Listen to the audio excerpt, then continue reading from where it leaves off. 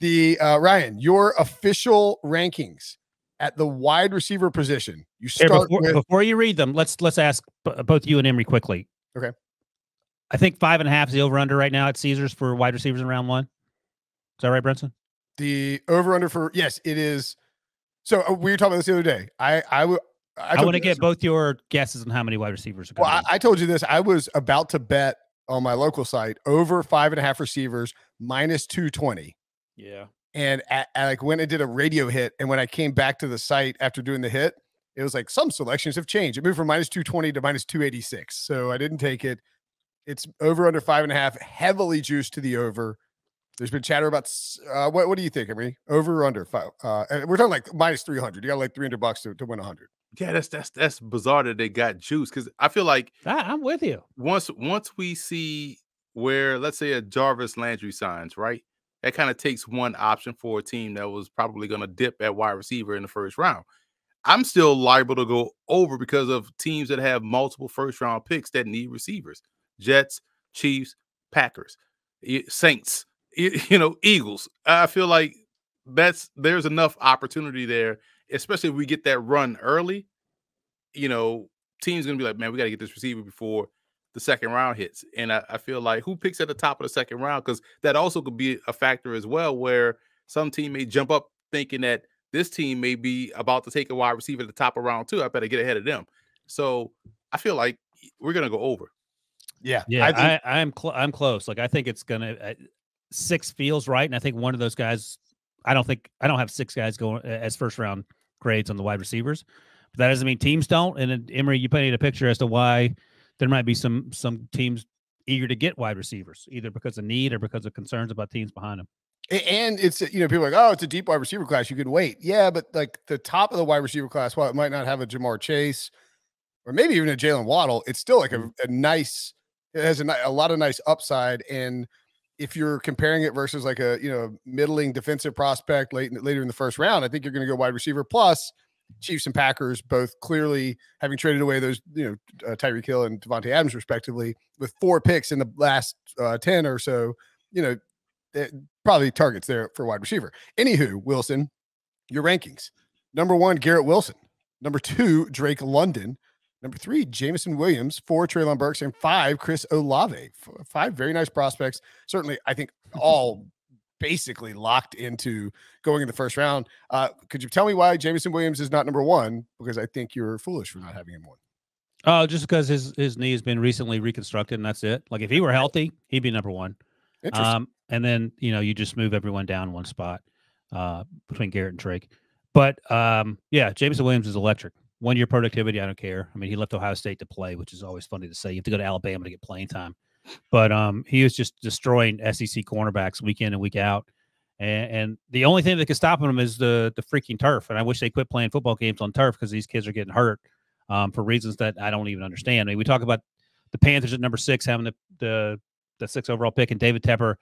David Tepper's literally the richest person in the NFL. Like, he's the richest owner. He has tens of billions of dollars, and he's putting turf in the stadium.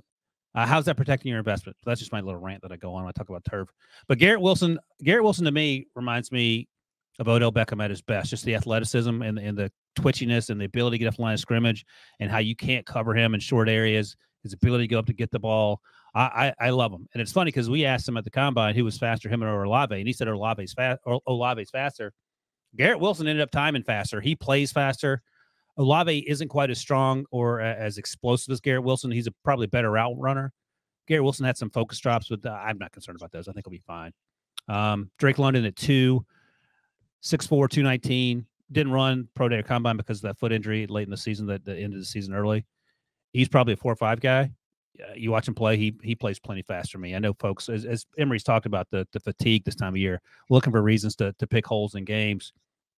I had a scout tell me once early on, he's like, look, man, there doesn't have to be something wrong with the player. Drake London is good. He's running by dudes. And when he's not running by dudes, he's high pointing the ball. He played on the USC basketball team a little bit. His senior year of high school, he averaged 29 points a game and 12 rebounds. That dude can play. He can play above the rim, so to speak. So he's number 2. Mentioned Jameson Williams, Treylon Burks. Prescott doesn't like Jalen Burks because he plays slow. Every time he says that, we're watching a clip of him running by somebody an SEC cornerback. He goes, yeah, I know, but he plays slow. Teams are worried he's going to get fat. No one's worried about him getting fat. He ran a 4.55. He plays faster than that. Anquan Bolden ran a 4.7. Turns out he was pretty good too. He reminds me of Anquan. It reminds me of Deebo Samuel. It reminds me of Juju Smith-Schuster. If I'm the Steelers at 20 and some other guys are gone that you may be targeting, I'm taking Traylon Burks, and I think it's easy. Then Chris Olave, he feels like he could end up somewhere like, I may not be as high on him as other people, Emory. I'm interested to hear what you think, but I feel like he ends up somewhere like Green Bay or maybe even Kansas City. I mentioned earlier, he's not that strong, so he can get knocked off his routes. Great hands, runs great routes, and I feel like in a system either in Green Bay or Kansas City, he'll flourish immediately, and he could be one of the first or second wide receivers that those teams take with those 2 draft picks in the first round, because they need to find some wide receivers after they lost Tyreek Hill and Devontae Adams.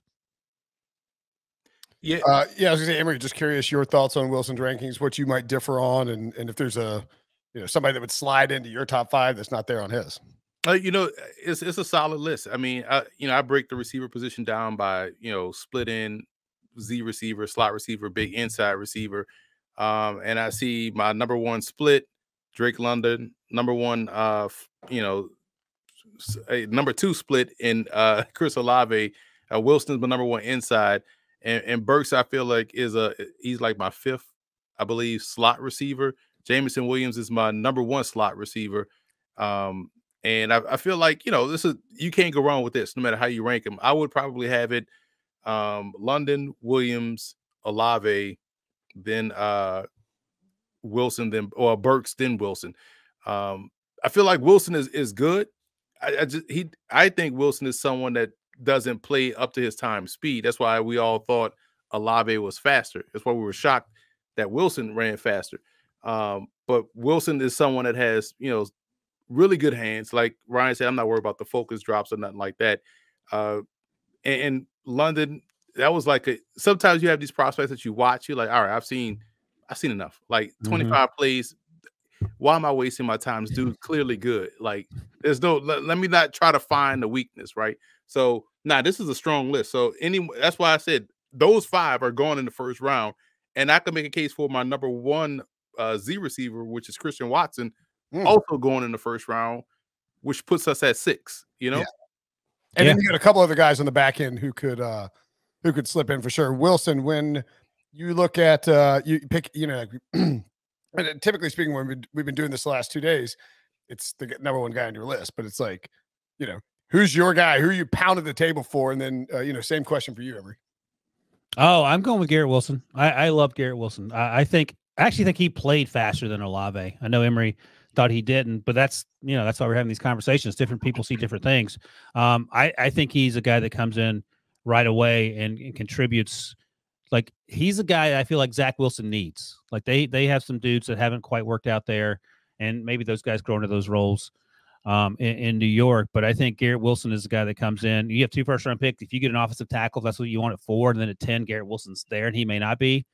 That's great news. Now, look, if you send him to the Falcons, which makes sense as well, he probably won't be as good. Marcus Mariota hasn't started a game since 2019, and you got one other player, Kyle Pitts, and that's it. So I don't know, man. I mean, Zach Wilson. I think the Jets are better than the Falcons, though. Don't you? As a team, probably. I'm just saying, like, you might be getting more catchable balls from Marcus Mariota than from Zach Wilson over the course of a year. I don't know. I don't know what to expect from Marcus Mariota. I loved him last year. I thought he was going to send Derek Carr to the bench and they can take him to the playoffs. Maybe that was 2 years ago. That didn't quite work out. But yeah, I love Garrett Wilson. I think he's a top 15 pick all day long. Another place that makes a lot of sense is Washington.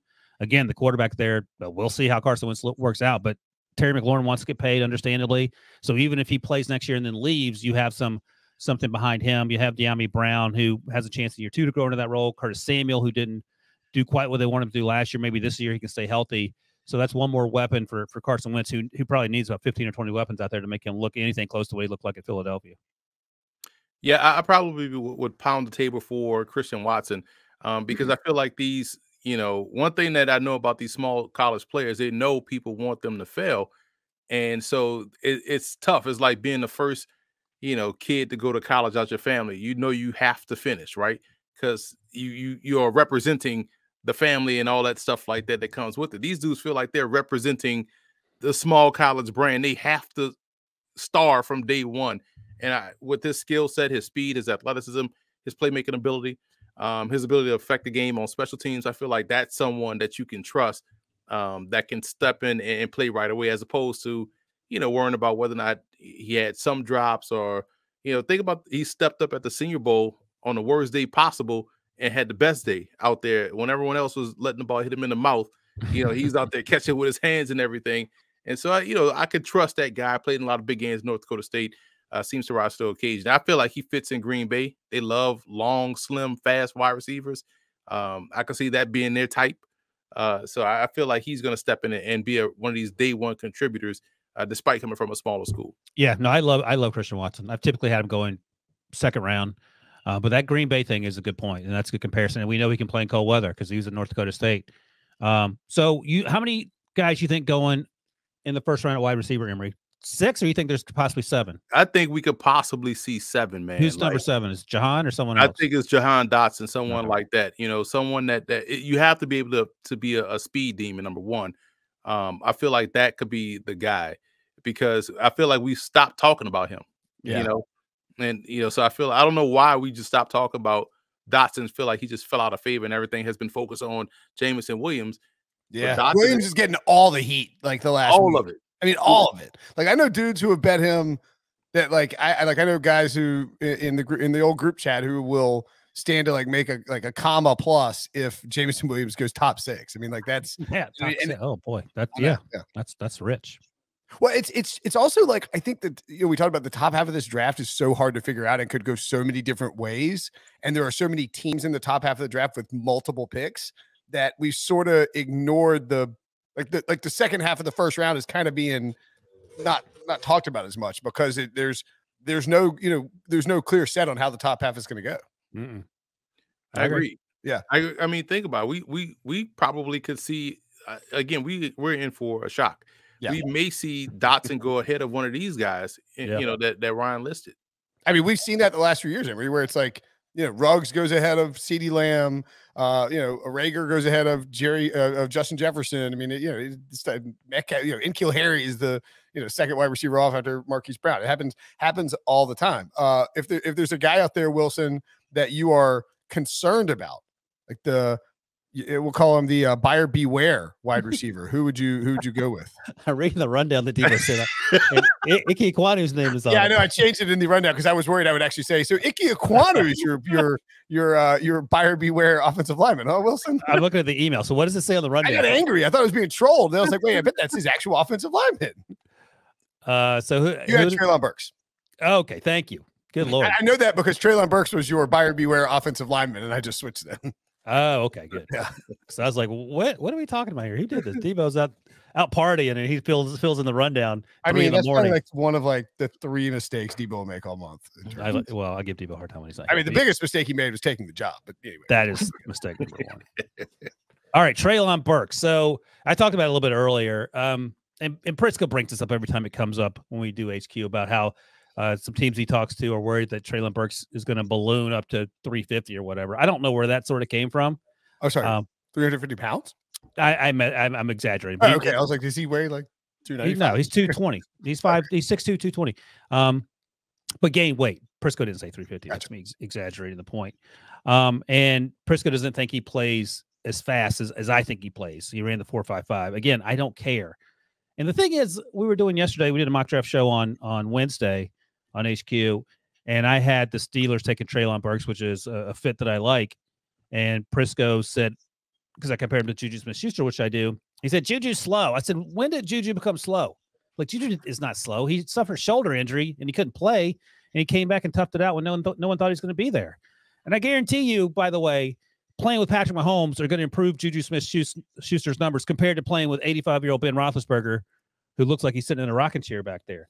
So anyway, the concerns with Treylon Burks is the sort of initial quickness off the ball, but you can move him anywhere. The dude played in the backfield. He ran in and arounds all day long. He's a big part of their screen game. And then we saw him get the ball on short passes and take them a long way. So is he a polished route runner? Not yet, but he can get better. So that's a concern. And look, you can have legit concerns about speed and consistently separating, because that was the concern about N'Keal Harry.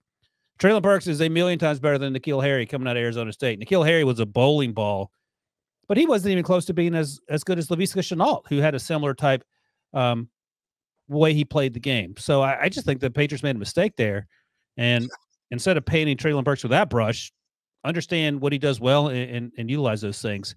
But those are some of the concerns you hear. And I don't think he's as polished a route runner as some of these other guys, but I still love him as a first-round pick.